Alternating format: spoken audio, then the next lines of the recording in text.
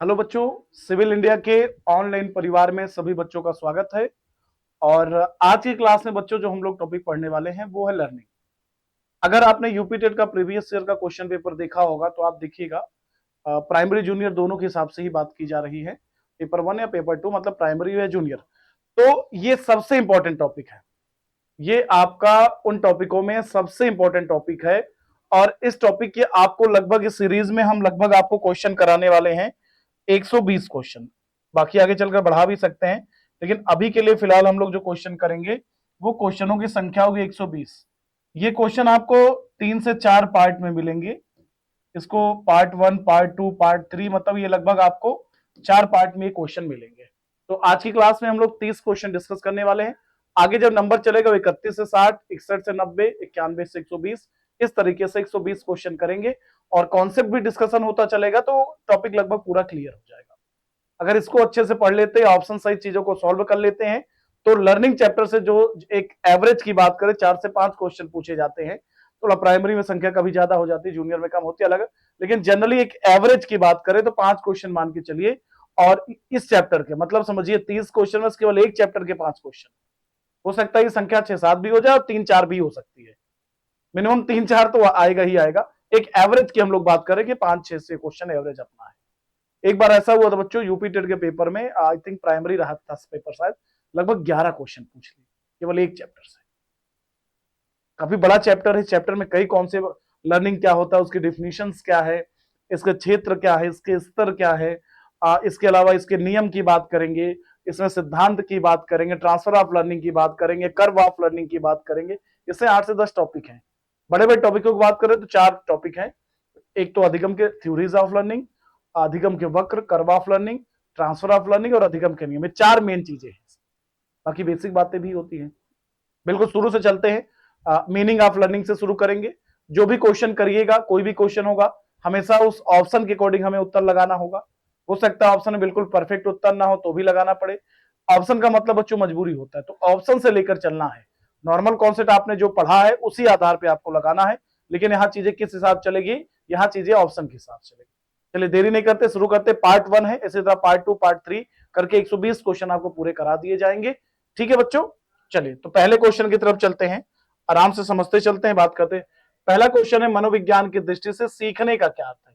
कुछ नहीं, मनोविज्ञान को आपको ध्यान नहीं रखना। आपको सिंपली ये बताना है कि लर्निंग का अर्थ क्या होता है। सीधा सीधा बात किया जाए तो आपको क्या बताना है बच्चों कि लर्निंग का अर्थ क्या होता है, लर्निंग किसे कहते हैं। अगर हम लोग लर्निंग के अर्थ की बात किया जाए बच्चों तो याद रखिएगा, लर्निंग के कई सारे अर्थ हो सकते हैं। एक सिंपल सा अर्थ कहते हैं बच्चों, लर्निंग इज अ मोडिफिकेशन। क्या कहा जाता है बच्चों, लर्निंग इज अ मोडिफिकेशन। अब मॉडिफिकेशन का मतलब हिंदी में क्या हो सकता है। अच्छा कि सीखना अधिगम एक ही बात हम मान के चलते हैं। तो learning is a modification. Modification का मतलब बच्चों क्या हो सकता है, सुधार भी हो सकता है। मॉडिफिकेशन का मतलब संशोधन भी हो सकता है। मॉडिफिकेशन का मतलब परिवर्तन भी हो सकता है। मॉडिफिकेशन का तो रूपांतरण भी हो सकता है। और ये रूपांतरण हमारे व्यवहार में भी हो सकता है। यानी ये मॉडिफिकेशन जो हुआ ये व्यवहार में भी हो सकता है, हमारे ज्ञान में भी हो सकता है, हमारी आदत में भी हो सकता है, हमारी अभिवृत्ति में भी हो सकता है, हमारी क्षमता में भी हो सकता है, हमारी रुचि में भी हो सकता है, हमारी मोटिवेशन में भी हो सकता है। लेकिन हमेशा प्राथमिकता किसको दी जाती है बच्चों, हमेशा प्राथमिकता दी जाती है व्यवहार को। अब व्यवहार में भी कई एक्चुअली बच्चों लर्निंग जो होता है एक स्थायी परिवर्तन होता है। अधिगम को स्थायी परिवर्तन कहते हैं और मोटिवेशन को अस्थायी परिवर्तन कहते हैं। अधिगम को हम लोग कहते हैं स्थायी परिवर्तन और मोटिवेशन को बच्चों हम लोग कहते हैं अस्थायी परिवर्तन। ये बात भी जरा ध्यान रखेंगे। ऑप्शन देखते हैं। विषय वस्तु का ज्ञान, ठीक है। विषय वस्तु को रट लेना, ये बिल्कुल नेगेटिव, हटा दीजिए। व्यवहार में वांछित परिवर्तन, ये भी ठीक है। व्यवहार में सुधार, देखिए इसके ऑप्शन पहले ऑप्शन से बेटर तो तीसरे और चौथे हैं। अब तीसरे चौथे में एक लिखा है अधिगम व्यवहार में सुधार, ठीक है। लेकिन कह रहा है सुधार और परिवर्तन एक ही बात तो है।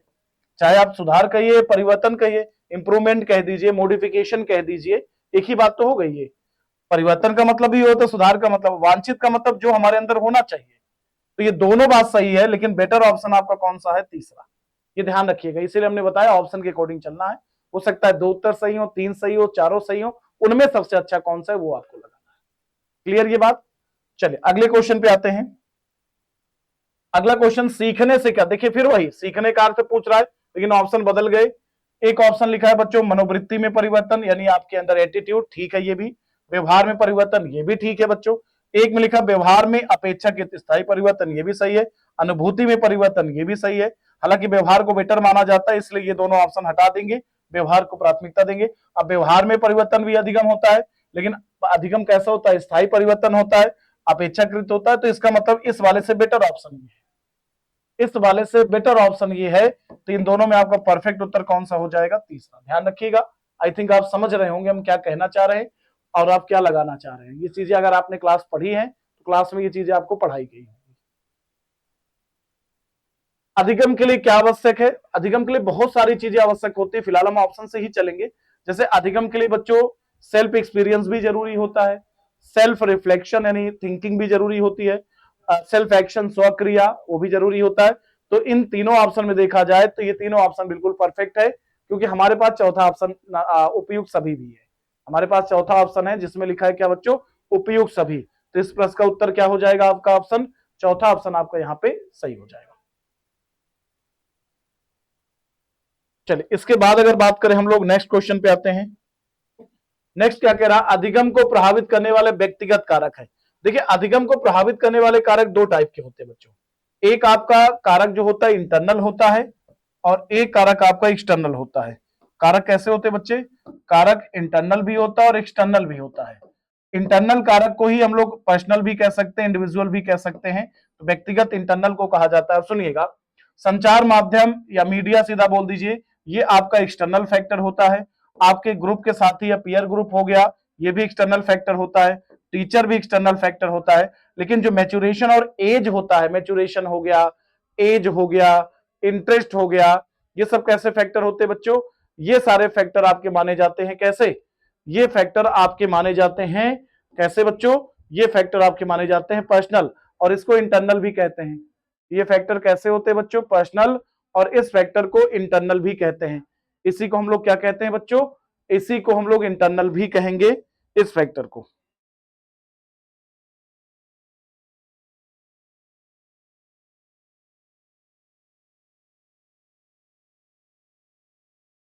आई थिंक इस बात को आप समझ गए होंगे ना। एक मिनट रुकिए जरा सा।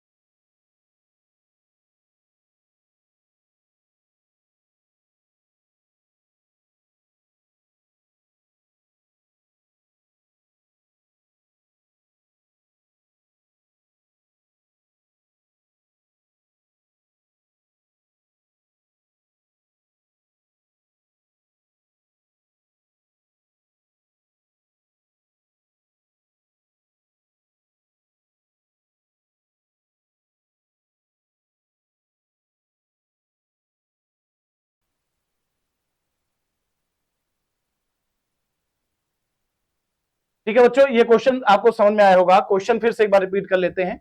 आपसे पूछ क्या रहा है बच्चों, ये कि अधिगम को प्रभावित करने वाले व्यक्तिगत कारक, कारक दो टाइप के होते हैं बच्चों, इंटरनल और एक्सटर्नल। जो इंटरनल कारक होता है इसी को हम लोग व्यक्तिगत कहते हैं। और इसमें देखिए संचार माध्यम कैसा होता है बच्चों, ये एक्सटर्नल होता है। आपके साथी कैसे होते हैं, एक्सटर्नल होते हैं। आप आपके जो बाहरी चीजें होती हैं, जो आपके रिलेट होती है, बाहरी चीजें, बाहर का प्रभाव कोई पड़ता है तो वो एक्सटर्नल, और आपके अंदर जो चीजें उसका प्रभाव पड़ता है वो इंटरनल होता है। तो इसमें देखा जाए मैच्योरेशन बच्चों इंटरनल होता है, और एज भी इंटरनल होती है, रुचि भी इंटरनल होती है। इसके बाद किसी विषय का पूर्व ज्ञान, ये भी इंटरनल होता है। हेरिडिटी भी इंटरनल होती है। ये सब तो इस ऑप्शन से देखा जाए तो आपका कौन सा ऑप्शन सही हो जाएगा, चौथा ऑप्शन। इस ऑप्शन से अगर बात किया जाए तो कौन सा सही हो जाएगा बच्चों, फोर्थ ऑप्शन आपका इसमें करेक्ट है। नेक्स्ट आते हैं, बालकों के सीखने पर सर्वाधिक प्रभाव किसका पड़ता है। इन ऑप्शन से सोचिएगा। देखिए अब इसमें सारे ऑप्शन सही हैं बच्चों, इस ऑप्शन में अगर देखा जाए तो सारे ऑप्शन सही हैं। आपसे क्या पूछ रहा है कि बालकों के सीखने पर सर्वाधिक प्रभाव पड़ता है। मोटिवेशन भी ठीक है, रुचि भी सही है, बौद्धिक योग्यता भी सही है, शारीरिक संगठन भी सही है। तो इन ऊपर के तीन में से अगर बात किया जाए तो ये थोड़ा सही चारों हैं, एक लगाना है। एक्चुअली बच्चा मोटिवेशन, बौद्धिक स्तर तो बच्चों का अलग अलग होता है, फर्क पड़ता है नो डाउट, बौद्धिक स्तर का भी प्रभाव होता है, लेकिन यहां हमें एक लगाना है जो ज्यादा हो। तो इन चारों में से अगर सबसे उचित जो ऑप्शन माना जाएगा वो माना जाएगा मोटिवेशन। मोटिवेशन अगर नहीं है तो कहीं ना कहीं इंटरेस्ट भी नहीं होगा, इंटरेस्ट कहीं ना कहीं इससे भी प्रभावित। तो इसमें अगर वैसे चारों सही, लेकिन सबसे बेटर ऑप्शन जो माना जाएगा वो मोटिवेशन वन। कभी भी लर्निंग से कोई बात करता है तो लर्निंग के सबसे निकट जो होता है वो मोटिवेशन होता है। लर्निंग स्थायी परिवर्तन होता है, मोटिवेशन अस्थायी परिवर्तन होता है। और लर्निंग का पहला स्टेप होता है नीड या मोटिवेशन। लर्निंग का पहला स्टेप क्या होता है बच्चों? पहला स्टेप ही होता है नीड या मोटिवेशन। ये लर्निंग का पहला स्टेप माना जाता है। क्लियर है? चलिए आगे बढ़िए। अब एक पूछा है कि व्यवहार में होने वाला स्थायी परिवर्तन जो अभ्यास के कारण होता है। भाई व्यवहार में जो परिवर्तन स्थायी परिवर्तन है, इस परिवर्तन को ही बच्चों हम लोग बोलते हैं लर्निंग। इस परिवर्तन को आप कहते हैं सीखना, या आप जनरली हिंदी में अधिगम भी कह सकते हैं, इंग्लिश में लर्निंग कहा जाएगा। तो ऑप्शन देखिएगा, लर्निंग दिया है, थिंकिंग दिया है, एक्शन दिया है और कल्पना दिया, इमेजिनेशन दिया है। तो सबसे अच्छा ऑप्शन होगा व्यवहार में होने वाला स्थायी परिवर्तन को हम लोग क्या कहते हैं? व्यवहार में होने वाला स्थायी परिवर्तन लर्निंग कहलाता है। तो आपका यहां पे ऑप्शन जाएगा फर्स्ट। अब इसको फिल करिएगा, सबसे अच्छा ऑप्शन फिल करना है, ध्यान दीजिएगा। दो क्वेश्चन फिलिंग वाले हैं, ध्यान से फिल करिएगा। क्या कह रहा है कि सीखना कोई डॉट डॉट और सीधी होती है डॉट डॉट, बल्कि यह जटिल, बहुआयामी और गतिशील। देखिए इसको करेंगे फिल भैया, सीखना कोई आसान, क्या फिल करेंगे बच्चों? सीखना कोई आसान और सीधी प्रक्रिया नहीं है।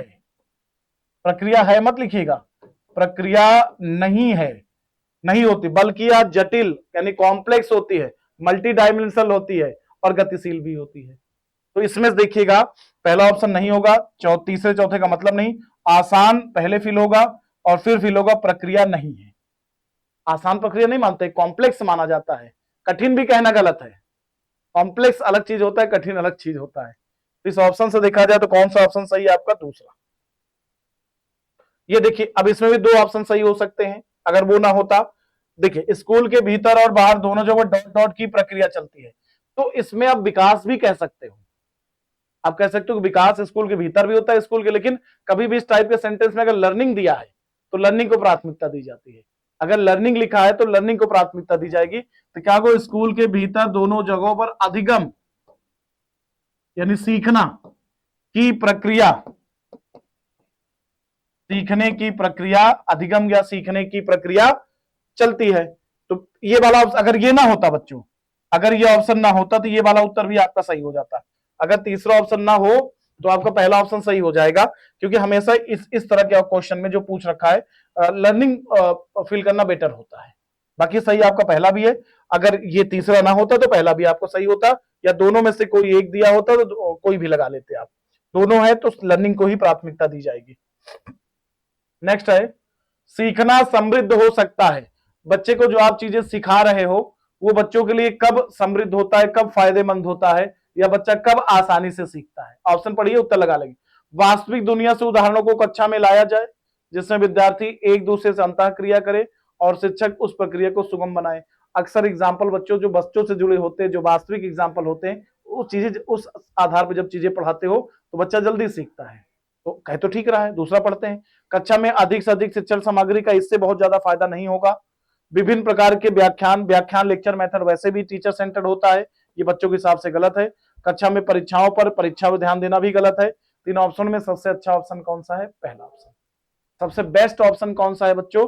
इन ऑप्शनों में सबसे बेस्ट ऑप्शन होगा ऑप्शन नंबर फर्स्ट। सबसे अच्छा ऑप्शन कौन सा हो जाएगा बच्चों? ऑप्शन नंबर फर्स्ट सबसे अच्छा ऑप्शन। नेक्स्ट आते हैं अगले क्वेश्चन पे। प्रथम अवस्था में, ये ट्रांसफर ऑफ लर्निंग से जुड़ा हुआ क्वेश्चन है बच्चों, ध्यान रखिएगा। ट्रांसफर ऑफ लर्निंग की जब हम लोग बात करते हैं तो दो कंडीशन लेते हैं बच्चों, एक पूर्व की बात करते हैं, एक वर्तमान नवीन की बात करते हैं। पूर्व की बात करते हैं, एक वर्तमान नवीन की। ध्यान रखिएगा, इंग्लिश से देखिएगा। जब पूर्व ज्ञान नवीन ज्ञान में क्या पहुंचाए? सहायता करे। जब पूर्व ज्ञान नवीन ज्ञान में सहायता करे तो ये कहलाएगा पॉजिटिव। जब पूर्व ज्ञान नवीन ज्ञान में बाधा उत्पन्न करे तो इसे कहेंगे नेगेटिव। जब पूर्व ज्ञान का नवीन ज्ञान से कोई संबंध ना हो तो इसे कहेंगे शून्य। अब देखिए क्या पूछ रहा है, क्वेश्चन पढ़िए। प्रथम अवस्था में यानी पूर्व की बात कर रहा है। सीखे गए कार्य के परिणाम से दूसरे कार्य को, मतलब वर्तमान या नवीन की बात कर रहा है। बात की कार्य को सीखना कठिन हो जाए। कठिन होने का मतलब यहाँ पे बाधा की बात कर रही है, निगेटिव बात ही कर रहा है, कठिन हो जाए। जो आपने पहले सीखा, बाद में कुछ सीख रहे हो तो वो जो पहले वाला ज्ञान था वो अगले वाले सीखने में कठिनाई उत्पन्न करे, इसका मतलब बाधा क्रिएट कर रहा है। कठिनाई उत्पन्न करे इसका मतलब क्या हुआ बच्चों, बाधा क्रिएट कर रहा है।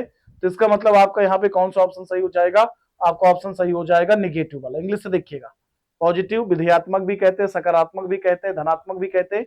इंग्लिश में देखेंगे तो आसान रहेगा। तो आपका उत्तर यहाँ पे क्या सही हो जाएगा, आपके प्रश्न का उत्तर सही हो जाएगा यहाँ पे ऑप्शन नंबर बी। नेक्स्ट आते हैं। नेक्स्ट क्या कह रहा है कि किस प्रक्रिया को, किसी क्रिया को बार बार दोहराना। बार बार दोहराने का मतलब बच्चों अभ्यास। अभ्यास का मतलब ही होता है किसी कार्य को बार बार करना।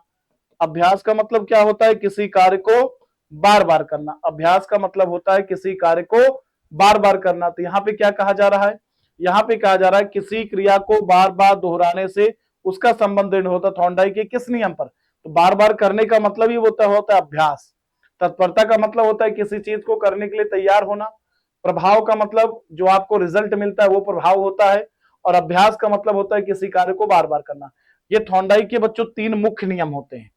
ये तीनों थॉर्नडाइक के मुख्य नियम है, या मुख्य नियमों को ही प्राथमिक नियम कहा जाता है, या प्राथमिक नियमों को ही मुख्य नियम कहा जाता है। ये तीनों थॉर्नडाइक के कैसे नियम है बच्चों, ये तीनों थॉर्नडाइक के मुख्य नियम है। और मुख्य नियमों को ही प्राथमिक नियम भी कहा जाता है। मुख्य नियमों को क्या कहेंगे बच्चों, मुख्य नियमों को ही प्राथमिक नियम भी कहा जाता है। तो इस ऑप्शन से देखा जाए तो सबसे अच्छा ऑप्शन अभ्यास है, या एक ही ऑप्शन सही है, अभ्यास। अगला है किसी क्रिया से, ध्यान दीजिएगा, क्रिया की सफलता से संतोष एवं असफलता से असंतोष होता है, यह कथन थॉर्नडाइक के किसने। देखिए, तत्परता का मतलब होता है किसी कार्य को करने के लिए तैयार होना, यह तत्परता है। उस कार्य को बार बार करना, यह अभ्यास है। और जैसा अभ्यास वैसा रिजल्ट, प्रभाव को नियम रिजल्ट की बात करते हैं। जो आपको, जिसको हम लोग बोलते हैं प्रभाव का नियम, प्रभाव के नियम को ही बच्चों परिणाम का नियम भी कहा जाता है।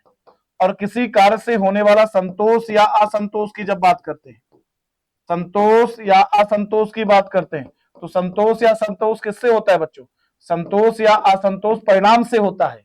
इसका मतलब इस प्रश्न में क्या कहा जा रहा है कि कथन थॉर्नडाइक के किस नियम को इंगित करता है, तो ये इशारा कर रहा है किसकी तरफ बच्चों, प्रभाव के नियम की तरफ। किस तरफ इशारा कर रहा है बच्चों, ये क्वेश्चन इशारा कर रहा है प्रभाव के नियम की तरफ। तो आपके प्रश्न का उत्तर यहां पे क्या हो जाएगा, प्रभाव का नियम। नेक्स्ट है अधिगम। अब डिफिनीशन पे आ गए। अधिगम आदत, ज्ञान और अभिवृत्तियों का अर्जन है।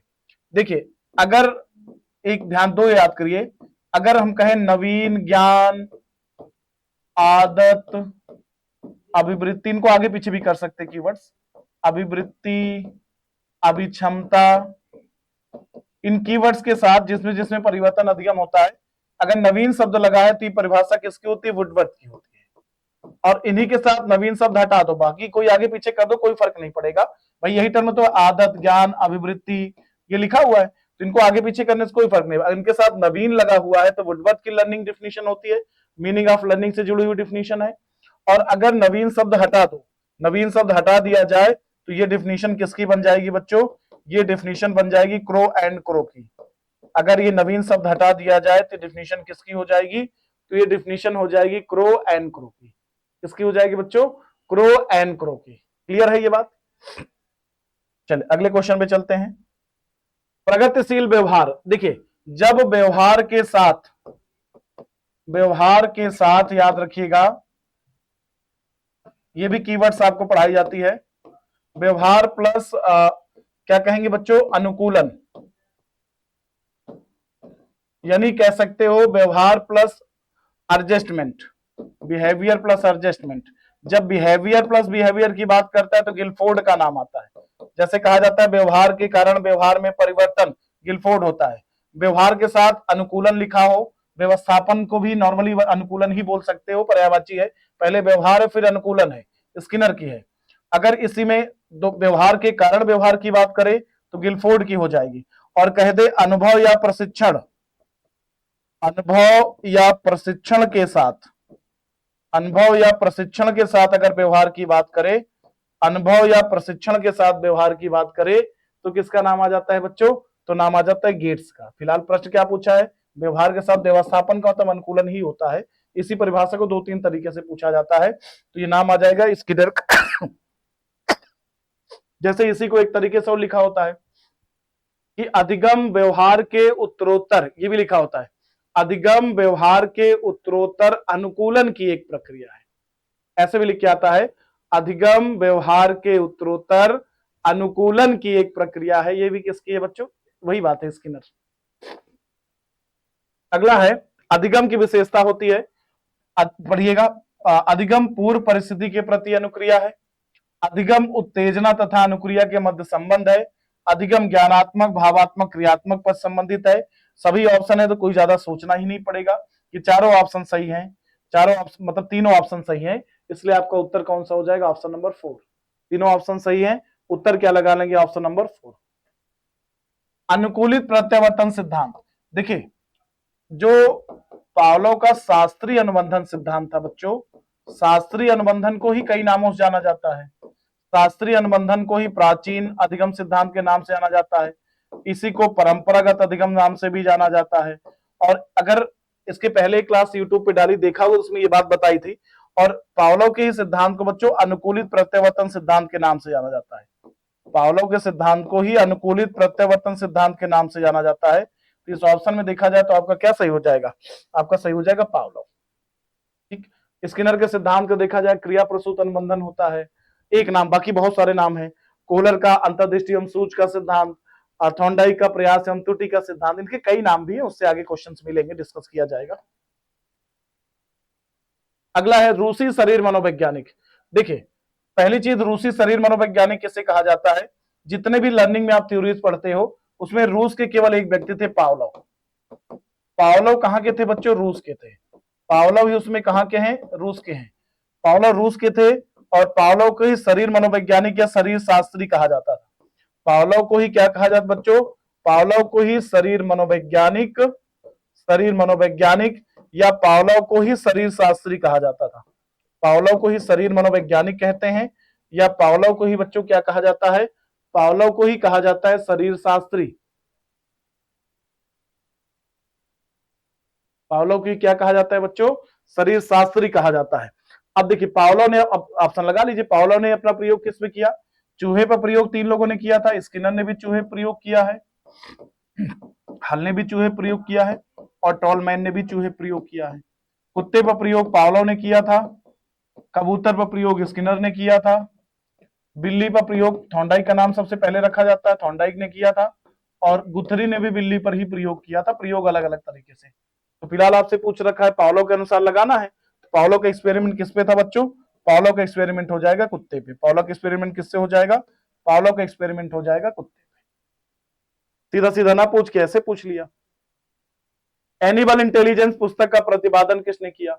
अगला क्वेश्चन पूछ रहा है एनिमल इंटेलिजेंस पुस्तक किसकी है? तो याद रखिएगा एनिमल इंटेलिजेंस बच्चों जो पुस्तक है वो आपकी थॉर्नडाइक की है। किसकी है बच्चों? एनिमल इंटेलिजेंस जो पुस्तक है वो, जैसे एजुकेशनल साइकोलॉजी, एनिमल इंटेलिजेंस, ये किसकी पुस्तक है बच्चों? ये आपकी थॉर्नडाइक की पुस्तक है। वाटसन की कोई पुस्तक याद करना नहीं आपको। स्किनर की एक पुस्तक याद रखिए, वर्बल बिहेवियर। वर्बल बिहेवियर की बात करें स्किनर की है, द बिहेवियर ऑफ ऑर्गेनिजम्स ये भी स्किनर की है। और कोहलर की कोई किताब आपको पढ़ना नहीं। थॉर्नडाइक की मेन 2 किताबों की बात किया जाए, एजुकेशनल साइकोलॉजी और एनिमल इंटेलिजेंस, ये किसकी हो गई बच्चों? ये आपकी कोहलर की हो गई। नेक्स्ट है उद्दीपन अनुक्रिया। देखिए थॉर्नडाइक के ही सिद्धांत की जब हम बात करते हैं कई सारे नाम होते हैं। थॉर्नडाइक के सिद्धांत को ही बच्चों कई नामों से जाना जाता है। थॉर्नडाइक के सिद्धांत को ही प्रयास एवं त्रुटि के सिद्धांत के नाम से जाना जाता है। प्रयास एवं त्रुटि के सिद्धांत के नाम से जाना जाता है। और बच्चों थॉर्नडाइक के सिद्धांत को ही उद्दीपक अनुक्रिया सिद्धांत के नाम से भी जाना जाता है। किस नाम से बच्चों? उद्दीपक अनुक्रिया के नाम से भी जाना जाता है। थॉर्नडाइक के सिद्धांत को संबंधवाद के सिद्धांत के नाम से भी जाना जाता है। संबंधवाद के सिद्धांत के नाम जाना जाता है। थॉर्नडाइक के सिद्धांत को आवृत्ति के सिद्धांत के नाम से, अधिगम सिद्धांत की बात हो रही थॉर्नडाइक के, अदर नहीं बात हो रही है, आवृत्ति के सिद्धांत के नाम से जाना जाता है। या थॉर्नडाइक के सिद्धांत को इस आधार पर, उद्दीपक अनुक्रिया के आधार पर SR भी कहा जा सकता है। SR बॉन्ड की बात करता है, SR बॉन्ड किसमें बनते हैं, तो भी उत्तर आपका थॉर्नडाइक हो जाएगा। थॉर्नडाइक में बॉन्ड क्या बनते हैं बच्चों, SR बॉन्ड बनता है। नेक्स्ट, थॉर्नडाइक ने अपना महत्वपूर्ण प्रयोग किस पे किया था, अभी पीछे ही बात कर चुके हैं। चूहे पर प्रयोग किसका, स्किनर का है। चूहे पर प्रयोग और किसने किया था, हल ने किया था। चूहे प्रयोग टॉलमैन ने किया था। कुत्ते पर प्रयोग किसने किया था बच्चों, कुत्ते प्रयोग पावलो ने किया था। बिल्ली पे अगर देखा जाए तो बिल्ली पे एक तो गुथरी ने प्रयोग किया था, या इसके अलावा हम बात करते हैं सबसे इंपॉर्टेंट तो थॉर्नडाइक है बिल्ली वाले। और कबूतर पर प्रयोग इसमें देखा जाए तो थॉर्नडाइक का प्रयोग पूछ रखा है, क्योंकि चूहे पर भी स्किनर ने किया है और कबूतर पर भी स्किनर ने किया था। और जो आपका थॉर्नडाइक का प्रयोग है बिल्ली पर, ये 1913 में किया गया था। थॉर्नडाइक ने किससे प्रयोग किया था, इन ऑप्शनों से देखा जाए तो बिल्ली पे। और ये प्रयोग कब किया गया था, 1913 में। थॉर्नडाइक ने अपना सिद्धांत कब दिया था, तो भी 1913 में। ठीक, और बिल्ली को उद्दीपक क्या दिया गया था, उद्दीपक पहले आता है इनके सिद्धांत में, अनुक्रिया बाद में आती है। उद्दीपक के रूप में मछली या मांस का टुकड़ा दिया गया था। उद्दीपक के रूप में क्या दिया गया था बच्चों, मछली या मांस का टुकड़ा दिया गया था। मछली या मांस का टुकड़ा दिया गया था उद्दीपक के रूप में। क्या दिया गया था, मछली या मांस का टुकड़ा दिया गया था। ठीक, चलिए नेक्स्ट आते हैं। सक्रिय अनुकूलन सिद्धांत, स्किनर पे जरा आते हैं। स्किनर के सिद्धांत को बच्चों इंग्लिश में देखिए ऑपरेंड लिखा होगा, आप आसानी से पहचान सकते हो। क्रिया प्रसूत अनुबंधन सिद्धांत कहा जाता है। इसको क्रियात्मक अनुबंधन या क्रियात्मक अधिगम सिद्धांत भी कहा जाता है। कार्यात्मक अधिगम सिद्धांत भी कहा जाता है। सक्रिय अधिगम सिद्धांत भी कहा जाता है। इसी को RS अनुक्रिया उद्दीपक सिद्धांत भी कहा जाता है। और इसी को पुनर्वरण का सिद्धांत भी कह सकते हो, हालांकि पुनर्वरण में हल की बात भी की जाती है। ये कुछ मेन नाम रहे। तो सक्रिय अनुकूलन सिद्धांत, ऑपरेंट कंडीशनिंग की जब बात करते हैं तो ऑपरेंट कंडीशनिंग किसने दिया है बच्चों, स्किनर ने दिया है। ऑपरेंट कंडीशनिंग की बात किया जाए तो ऑपरेंट कंडीशनिंग किसने दिया, स्किनर ने। क्योंकि थॉर्नडाइक का तो प्रयास एंड ट्रायल एंड एरर हो गया, या और भी नाम हो सकते हैं। पावलो की क्लासिकल कंडीशनिंग हो गई, और कोहलर का तो इनसाइड थियरी हो गई, सूच का सिद्धांत, अंतर्दृष्टि का सिद्धांत। तो इसमें से क्या सही हो गया, स्किनर। स्किनर ने सक्रिय अनुकूलन थॉर्नडाइक के किस नियम पर, देखिए थॉर्नडाइक के मुख्य नियम जो थे 3 थे बच्चों। एक था तत्परता का नियम, तत्परता का नियम। एक था अभ्यास का नियम। कौन कौन सा था बच्चों, एक आपका है तत्परता का नियम, एक इसी में आता है अभ्यास का नियम, और एक इसी में आता है प्रभाव का नियम। एक्चुअली इसमें याद रखिएगा जो प्रभाव का नियम है, इसी नियम पर पूरा पूरा स्किनर की थ्योरी बेस्ड है। प्रभाव का मतलब तो बच्चों, प्रभाव का मतलब होता है परिणाम, मतलब निष्कर्ष, रिजल्ट। तो स्किनर का जो सिद्धांत है वो किस पर आधारित है बच्चों, स्किनर का सिद्धांत आधारित है किसके, थॉर्नडाइक के प्रभाव के नियम पर। प्रभाव का मतलब रिजल्ट या परिणाम होता है। किस पर आधारित हो गया बच्चों, परिणाम के नियम पर आधारित हो गया। तो इस प्रश्न का उत्तर आपका क्या हो जाएगा, ऑप्शन में प्रभाव दिया है, अभ्यास दिया है, तत्परता, तो आपका उत्तर हो जाएगा प्रभाव, लॉ ऑफ इफेक्ट। स्किनर ने सक्रिय किस पर अपना प्रयोग किया था, तो स्किनर के 2 प्रयोग बताए थे बच्चों। एक स्किनर ने चूहे पर प्रयोग किया था और दूसरा प्रयोग कबूतर पे किया था। स्किनर ने चूहे वाला प्रयोग 1938 में किया था और कबूतर वाला प्रयोग 1943 में किया था। तो ऑप्शन देखिए क्या दिया है, स्किनर ने सक्रिय अनुकूलन, ठीक है, स्किनर के सिद्धांत स्किनर प्रयोग किस पे किया, नॉर्मली ऐसे ही पढ़ लीजिए, कबूतर पे प्रयोग किया था, चूहे पर भी प्रयोग किया था। और यहाँ दोनों ऑप्शन भी आपके सामने हैं, दोनों ऑप्शन भी है, तो इसमें क्या लगा लेंगे आप, इसमें ऑप्शन लगा लीजिएगा बोथ। इसमें ऑप्शन क्या लगा देंगे, बोथ। नेक्स्ट है प्रोग्राम अधिगम। देखिए इंग्लिश देखिएगा समझ में आ जाएगा, प्रोग्राम लर्निंग, अच्छा कोई बात नहीं। एक्चुअली हम आपको बता दें कि जो स्किनर का सिद्धांत है, याद कर लीजिएगा, स्किनर के सिद्धांत को ही बच्चों प्रोग्राम लर्निंग के नाम से भी जाना जाता है। ये शायद आपके लिए नया क्वेश्चन हो, प्रोग्राम लर्निंग किसके, स्किनर के सिद्धांत को ही प्रोग्राम अधिगम, प्रोग्राम लर्निंग। अब ऑप्शन में जो स्किनर वाला ऑप्शन हो वो लगा लीजिएगा। सक्रिय अनुकूलन किसका है बच्चों, स्किनर का है। अनुकूलित प्रत्यावर्तन किसका हो गया, पावलोव का हो गया। सूच का सिद्धांत वर्धमान, कोहलर, कोफका का हो गया। और उद्दीपक अनुक्रिया किसका हो गया, थॉर्नडाइक का हो गया।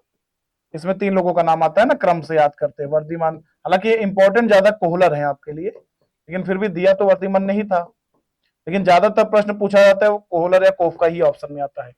तो आपसे सीधा प्रोग्राम अधिगम की बात कर रहा है, प्रोग्राम अधिगम की बात कर रहा है, तो इसमें उत्तर क्या सही हो जाएगा, इसमें ऑप्शन सही हो जाएगा आपका, स्किनर के अनुसार सही होना चाहिए, स्किनर वाला पहला ही ऑप्शन दिया है। इस प्रश्न उत्तर क्या सही हो जाएगा बच्चों, आपका फर्स्ट ऑप्शन। गेस्टाल्ट शब्द का क्या मतलब होता है बच्चों, गेस्टाल्ट जो होता है, गेस्टाल्ट जो होता है वो जर्मन भाषा का एक शब्द होता है, जिसमें गेस्टाल्ट का मतलब समग्र होता है, ध्यान रखिएगा। गेस्टाल्ट का मतलब पूर्ण होता है, इसमें पूर्व लिखा है, गलत लिखा हुआ है, पूर्ण होता है। या गेस्टाल्ट को ही हम लोग समग्रवाद भी कह सकते हैं बच्चों, गेस्टाल्ट को पूर्णकार या पूर्णवाद भी, पूर्वकार नहीं कहा जा सकता, हमने जानबूझ के पूर्वकार लिखा है, पूर्णकार कह सकते हैं। या गेस्टाल्ट को ही संज्ञानवाद भी कहा जा सकता है, गेस्टाल्ट को ही संज्ञानवाद भी कहा जा सकता है, और ये जर्मन भाषा का शब्द है। तो इसमें आपका समग्र सही है, पूर्वकार लिखा है, पूर्वकार गलत है, पूर्णकार होता तो सही होता। ये मत सोचिए हमने जानबूझ के पूर्वकार लिखा है यहाँ पे, कि आप जल्दबाजी में गलती कर दो, ऐसा एग्जाम में भी करते हो, तो यहाँ प्रैक्टिस करे रहेंगे तो एग्जाम में गलती नहीं होगी, जो ऑप्शन है उसी से करिए। अगर कहीं गलती से कोई चीज लिख गई है, बाई मिस्टेक है, तो हम करेक्शन करा देंगे, वो बता देंगे पहले ही कि हाँ ये होगा तब करिए, ये बिल्कुल हमने सही लिखा है और जो लिखा है उसी आधार पे लगाना है। इस ऑप्शन के हिसाब से पहला ही सही, और इसलिए दोनों ऑप्शन भी आपको हमने दिया है कि आप गलती करो, क्योंकि गलती से ही आप सीखोगे। ऐसी बात तो हम लोग थॉर्नडाइक के सिद्धांत में करते हैं। गेस्टाल्टवादी विचारधारा, अब देखिए गेस्टाल्टवाद की बात करते हैं, तीन नाम आते हैं बच्चों, वर्दिमन की बात भी करते हैं, कोहलर की बात भी करते हैं, और कोफका की बात भी करते हैं। तीन मुख्य नाम है, हालांकि इसके अलावा लेविन है, टॉलमैन है, गैने है, बंडूरा है, इनका नाम भी आ सकता है। लेकिन कभी भी जब ऊपर के तीन नाम में एक लगाना हो तो हमेशा क्या लगाते हैं बच्चों, हालांकि दो नाम दिए हैं, वर्दिमन कोहला में एक लगाना हो तो हमेशा वर्दिमन को प्राथमिकता दी जाती है, इसमें उत्तर वर्दिमन हो जाएगा। अगर वर्दिमन ऑप्शन में ना होता तो क्या सही हो जाता, कोहलर सही हो जाता। अगर कोहलर ऑप्शन में ना होता, कोफका सही हो जाता। और एक ऑप्शन बना देते कि तीनों या सभी, और ये तीनों नाम होते तो सभी सही हो जाता। तीनों में एक दिया हो कोई लगा लीजिए, तीनों दिया हो एक लगाना हो वर्दिमन लगा लीजिए। और कोहलर और कोफका मतलब ये वरीयता क्रम है, पहली वरीयता इनको, फिर इनको, फिर इनको। वास्तव में जबकि इस सिद्धांत में जब हम इनके सिद्धांत पढ़ते, सूच का सिद्धांत, तो उसमें मेन काम कोहलर का है। सूच का सिद्धांत जब पढ़ते तो उसमें मेन काम किसने किया है, उसमें मेन काम आपका कोहलर का है बच्चों। नेक्स्ट है कोहलर का सूच का सिद्धांत किस विचारधारा पर, अभी बात किया कोहलर बच्चों क्या थे, कोहलर एक गेस्टाल्टवादी थे। कोहलर क्या थे बच्चों, गेस्टाल्टवादी थे। और कोहलर का जो सिद्धांत था वो किस पे आधारित था, गेस्टाल्टवादी विचारधारा पर। क्योंकि संबंधवादी इनको नहीं कहा जाता, गेस्टाल्टवादियों को संज्ञानवादी आप कह सकते हो चलेगा, लेकिन संज्ञानवादी आप कह सकते हो, लेकिन इनको बच्चों अगर देखा जाए तो गेस्टाल्टवादियों क्या कह सकते हो, संज्ञानवादी कह सकते हो आप, संज्ञानवादी आप कह सकते हो। इनको संबंधवादी व्यवहारवादियों कहा, थॉर्नडाइक, पावलोव, स्किनर, हल, गुथरी, इनको संबंधवादी कहा जाता है। तो कोहलर का सिद्धांत किस विचारधारा पर आधारित है, कोहलर का सिद्धांत गेस्टाल्टवादी विचारधारा पर आधारित है। तो इस प्रश्न का फिलहाल उत्तर क्या होगा आपका, पहला ऑप्शन। सबलीकरण का सिद्धांत, देखिए जब ऐसे क्वेश्चन आते हैं दो नाम आते हैं फिलहाल, स्किनर या स्किनर का नाम भी हो सकता है और हल का भी हो सकता है। सबलीकरण का मतलब हो जो पुनर्बलन कह सकते हैं, रिइंफोर्समेंट कह सकते हैं। तो दो में से एक ही नाम दिया, कोई समस्या नहीं है, क्योंकि गहने का नाम सिद्धांत का नाम तो सोपान सिद्धांत है, लेविन के सिद्धांत का नाम क्षेत्र सिद्धांत है, हल के सिद्धांत का नाम हो जाए कोहलर का सूच का सिद्धांत नाम है। तो इन ऑप्शनों से अगर देखा जाए तो कौन सा सही है, एक ही ऑप्शन हल का दिया है तो कोई प्रॉब्लम नहीं है। आगे और भी देखा जाए, क्वेश्चन होंगे अभी, और अभी तो इसके 120 क्वेश्चन है टोटल, पार्ट 1 है, 30-30 करके करेंगे। किसी दिन हो सकता है डबल भी करा सकते हैं। संज्ञानात्मक क्षेत्र सिद्धांत, अब देखिए क्षेत्र से कुछ भी नाम ले, फील्ड की बात करता है, जब वो फील्ड से कुछ भी दे दे, चाहे वो क्षेत्र कह दे, चाहे क्षेत्रवाद कह दे, ठीक, या संज्ञानात्मक क्षेत्र कह दे, ऐसे क्वेश्चन आए हैं प्रीवियस ईयर, आप देखिएगा, संज्ञानात्मक क्षेत्र कह दे या तल रूप कह दे, जनरली इन सबको फील्ड कहा जाता है। इन सबको जनरली इसको क्या कहा जाता है, जनरली इसको हम लोग फील्ड कहते हैं। तो फील्ड थियरी किसने दिया है बच्चों, फील्ड थियरी दिया है कर्ट लेविन ने। इससे क्वेश्चन पूछा गया प्रीवियस ईयर, आप देखेंगे लगभग जितने 10 सिद्धांत पढ़ते हैं सबसे क्वेश्चन पूछे गए हैं, इसीलिए आप पूरा क्वेश्चन करेंगे, बीच बीच में जो पूछे गए वो क्वेश्चन भी हैं आपके। तो आपका उत्तर क्या हो जाएगा, कर्ट लेविन। आज का लास्ट क्वेश्चन है, सामाजिक अधिगम का सिद्धांत किसने दिया, देखिए ब्रूनर ने जो दिया है बच्चों, संज्ञानात्मक विकास का सिद्धांत दिया है। ठीक, आसुबेल का हमारे मतलब का नहीं, हटा देते हैं, डेविड आसुबेल वैसे जरूरत नहीं आपको। जीन प्याजे ने भी संज्ञानात्मक विकास का सिद्धांत दिया है। बंडूरा ने दिया है बच्चों सामाजिक अधिगम का सिद्धांत। सामाजिक अधिगम का सिद्धांत किसने दिया है बच्चों, सामाजिक अधिगम का सिद्धांत किसने दिया, बंडूरा ने। और बंडूरा के इसी सिद्धांत को सामाजिक अधिगम भी कह सकते हो, अधिगम सामाजिक अधिगम के नाम से भी जाना जाता है।